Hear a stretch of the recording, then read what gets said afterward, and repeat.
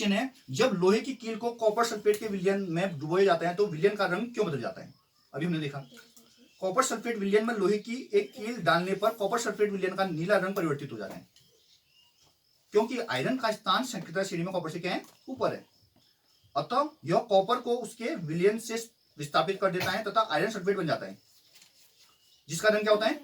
हरा होता है, बोल रहा है। फलस्वरूप विलयन का रंग क्या होता है? परिवर्तित हो जाता है। ठीक है, कलर क्या हो रहा है? देखो नीले से हरा हो रहा है, आयरन का कलर हरा कर रहा है। हाँ, याद रखना, हरा कर रहा है। आगे चलते हैं।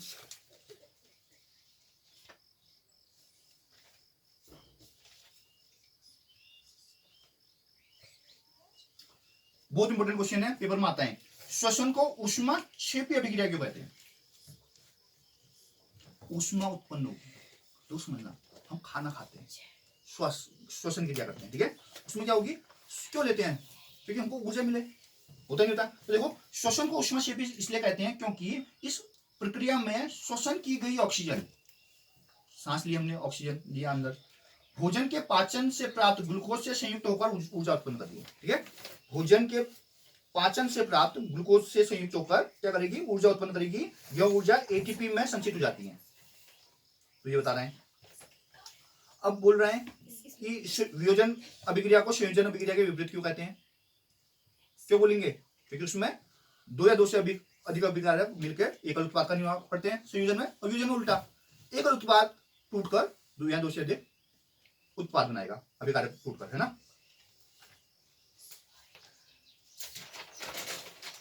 हाँ देखो, एक और चीज है, अवक्षेपण अभिक्रिया से आप क्या समझते हो? उदाहरण देकर समझिए। तो अवक्षेपण क्या है? वह अभिक्रिया जिसमें दो यौगिकों के मिश्रण होने पर अवक्षेप उत्पन्न होता है, अवक्षेपण कहते हैं। ठीक है, अवक्षेप प्राप्त होगा, उसको नीचे वाले एरो से शो करते हैं। ठीक है, अब और क्या है?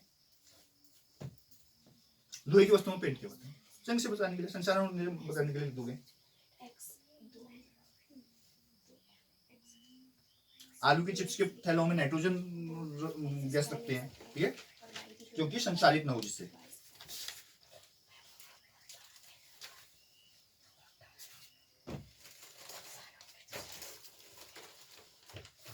देखो द्विविस्थापन देखा मैं, इसे उभय प्रतिस्थापन भी बोलते हैं। ठीक है, द्विविस्थापन को उभय प्रतिस्थापन भी बोलते हैं, ये आप याद रखिए। अब रासायनिक अभिक्रिया के कोई उदाहरण दीजिए बोलेगा। ठीक है, तो रासायनिक अभिक्रिया के उदाहरण क्या होंगे? जैसे भोजन पकाना। तो रासायनिक अभिक्रिया को एक चीज समझना, रासायनिक अभिक्रिया के उदाहरण ऐसी अभिक्रिया होती है इसमें कि जो चेंज हो जाता है, जो बदल जाता है। ठीक है, अब हम कोई चीजों में रासायनिक अभिक्रिया होगी तो वो क्या होगा? बदल जाएगा, उसे पुनः मतलब आप फर्स्ट पोजीशन में ला सकते। जो पहले था वो, खाना बनाया आपने, मैंने बनाया आलू की सब्जी, आलू काटा पका दिया, क्या आलू की सब्जी से फिर आलू नाश्ता? रासायनिक से, तो रासायनिक क्या कहते हैं? अभिक्रियाएं किसे बोलेंगे? कि जो उनकी पहली स्टेज थी पुनः उसको, मतलब रासायनिक अभिक्रिया के बाद पुनः उसको उस स्टेज में नहीं ला सकते। एक रासायनिक प्रक्रम होता है, भौतिक प्रक्रम होता है। भौतिक प्रक्रम में जरूर कर सकते हो। क्लियर है? सांस लेना, अंगूरों का किडनीकरण, है ना, किडवन होता है अंगूरों में। आयरन से बनी वस्तुओं जैसे तवा, कढ़ाई, कील आदि को नम वायु में छोड़ देने पर जंग लगना। जंग लग गया है, क्या आप जंग जो लग गया है उस परत को दोबारा लगा सकते हो? नहीं लगा सकते हो। हमारे शरीर में होने वाली पाचन क्रिया है, पच गया है खाना, करो उसको, रोटी बनाओ, 2 रोटी खाई थी। गर्मियों में सामान्य ताप पर दूध का फटेना, फट गया दूध, बनाओ दूध, उसको ऐसा कर दो कि दूध बन जाए, नहीं हो पाएगा ना। यही चीज है।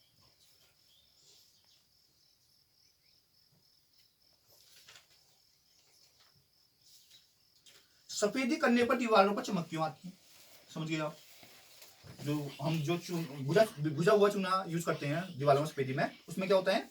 वो वायु में उपस्थित कार्बन डाइऑक्साइड के साथ अभिक्रिया करके कैल्शियम कार्बोनेट की पतली परत बनाता है, और यही क्या करती है? चमक उत्पन्न करती है। ठीक है, तो भुजा हुआ चूना अर्थात कैल्शियम हाइड्रोक्साइड CaOH का ऑल्टोइस दीवारों पर सफेदी करने के प्रयोग किया जाता है।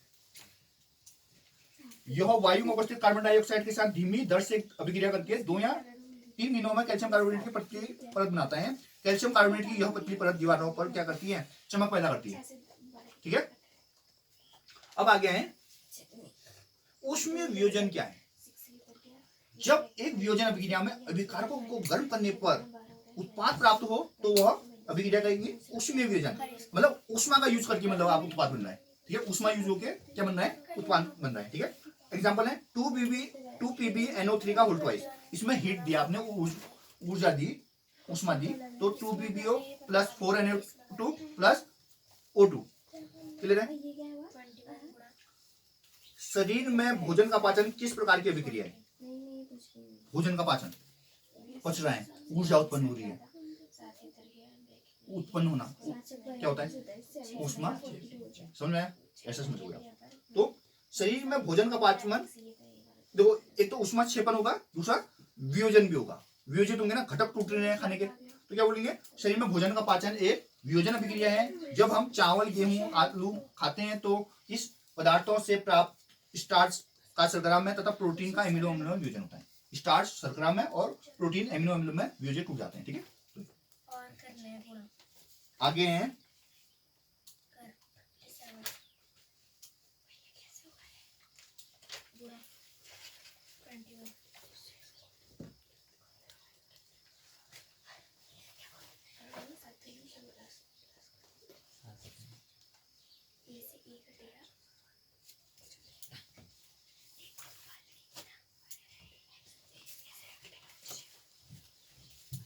अब आगे है अगला, विद्युत वियोजन क्या होता है, ठीक है।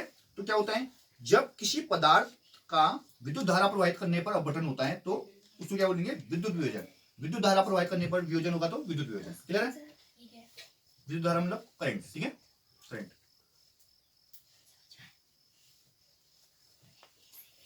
एक रिएक्शन आती है, क्या होता है जब सिल्वर क्लोराइड को कुछ समय तक सूर्य के प्रकाश में रखा जाता है, ठीक है। किसको रखते हैं, सिल्वर क्लोराइड। क्या होता है सिल्वर क्लोराइड, AgCl, ठीक है। AgCl को क्या रखा, सूर्य के प्रकाश में, सूर्य का प्रकाश, ऑब्वियस बात है, सिल्वर अलग हो जाएगा, क्लोरीन अलग हो जाएगा, ठीक है। तो क्या आएगा, Ag plus Cl2, Ag plus Cl2 तो हो गया, क्लोरीन गैस है, गैस को ऐसे दर्शाएंगे। अब Cl हो गया 2, तो अब करेंगे बैलेंस, यहां भी Cl को 2 से गुणा करो, Cl 2 हो गया, Ag2 बच गया, Ag को 2 कर दो, तो ये क्या हो गया, सफेद सिल्वर क्लोराइड सूर्य के प्रकाश में कुछ समय तक रखने पर सलेटी रंग में परिवर्तित हो जाएगा। ऐसा सिल्वर धातु बनने के कारण होता है, समझ आया। तो ये क्या रंग था इसका, सफेद था इसका रंग, और ये हो गया सलेटी, कलर चेंज हो गया भाई। उपचाय किसे कहते हैं, अगला क्वेश्चन, वह अभिक्रिया जिसमें एक रासायनिक स्पीशीज इलेक्ट्रॉन प्राप्त करती है तो उपचाय कहलाती है, ठीक है। इलेक्ट्रॉन क्या करेगी, प्राप्त करेगी, इसे अपचयन भी बोलते हैं, ठीक है, इलेक्ट्रॉन प्राप्त करने को।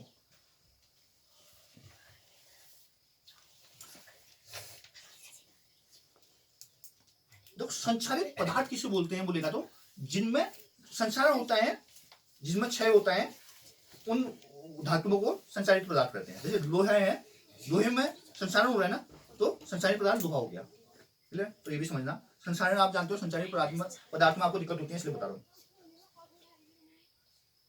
देखो वसायुक्त भोज्य पदार्थों को उपचयन से बचाने हेतु क्या मिलाए जाते हैं, प्रतिऑक्सीकारक मिलाएंगे, ठीक है, प्रतिऑक्सीकारक, इसमें ऑक्सीकरण नहीं होगा।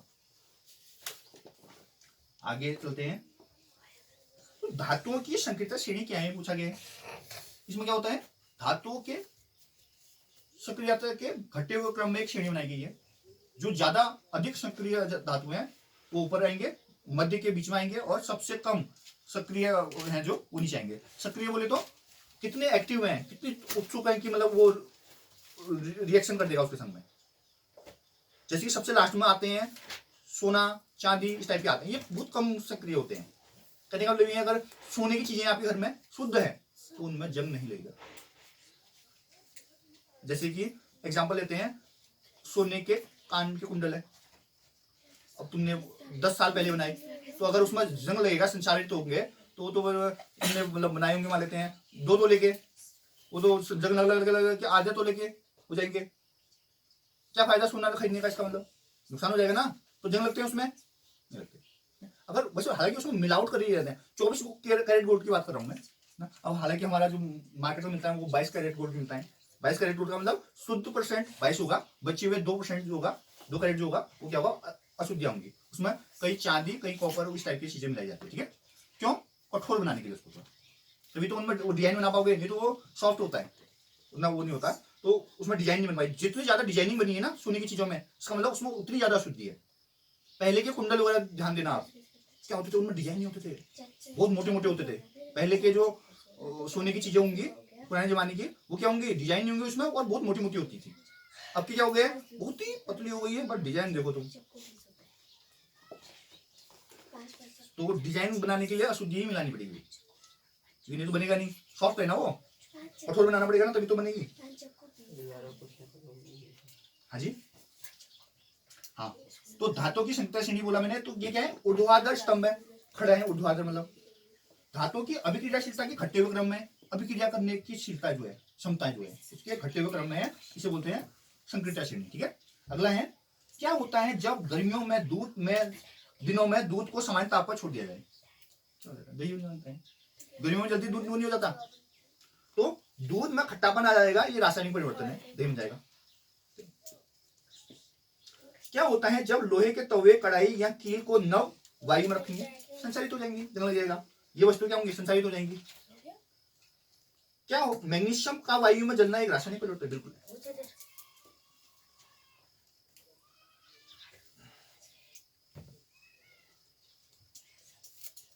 क्या होता है जब कैल्शियम ऑक्साइड को में जल मिलाया जाता है, कैल्शियम हाइड्रोक्साइड बन जाएगा, CaO प्लस H2O, CaOH का ट्वाइस। बुझा हुआ चूना क्या है, बुझा चूना क्या है, कैल्शियम हाइड्रोक्साइड है। और बुझे चूने का एक प्रयोग बताइए, सफेदी करने में यूज होता है। मार्बल भी बोलते हैं कैल्शियम कार्बोनेट को। ठीक है, श्वसन की रासायनिक समीकरण लिखिए। तो श्वसन की रासायनिक समीकरण में, श्वसन में हम क्या लेते हैं, ऑक्सीजन। तो जो हमने अभी सुबह एक क्वेश्चन देखा था 6CO2 प्लस, वो रिएक्शन उल्टी हो जाएगी अपनी, मतलब हम ग्लूकोज C6H12O6 में मैं लिख देता हूं श्वसन की अभिक्रिया, बहुत इंपॉर्टेंट है।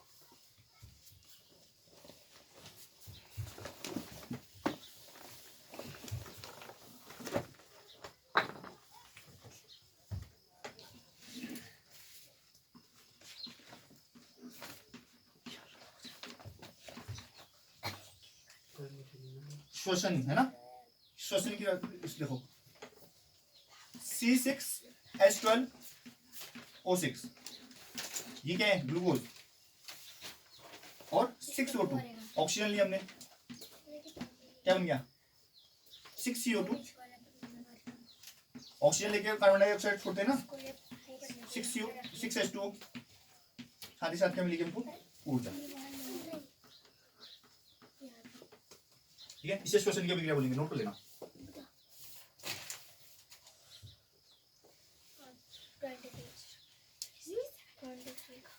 क्या होता है जब जल में विद्युत धारा प्रवाहित करते हैं, तो जब भी विद्युत धारा प्रवाहित करेंगे, विभाजित होकर ऑक्सीजन और हाइड्रोजन में टूट जाएगा जल। ठीक है, H2O होता है ना, टूट जाएगा। अवक्षेपण क्या है, किसी रासायनिक अभिक्रिया में बनने वाले अविलेय पदार्थ अवक्षेपण कराते हैं। अविलेय जो घुलेंगे नहीं, विलेय नहीं होंगे, घुलेंगे। ठीक है, दो धातुओं के नाम बताइए, तो धातुएं तो आप जानते हो, सोना चांदी बोल सकते हो। आलू चिप्स को चैन से बचाने के लिए नाइट्रोजन गैस का यूज करते हैं।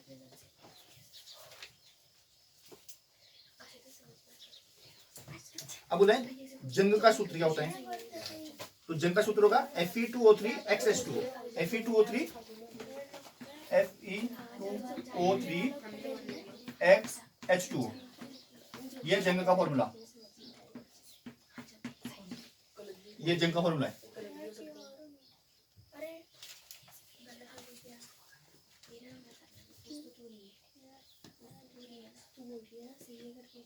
अब बोले वो अभिक्रिया जिसमें ऊष्मा उत्पन्न होती है कहलाती है ऊष्माक्षेपी।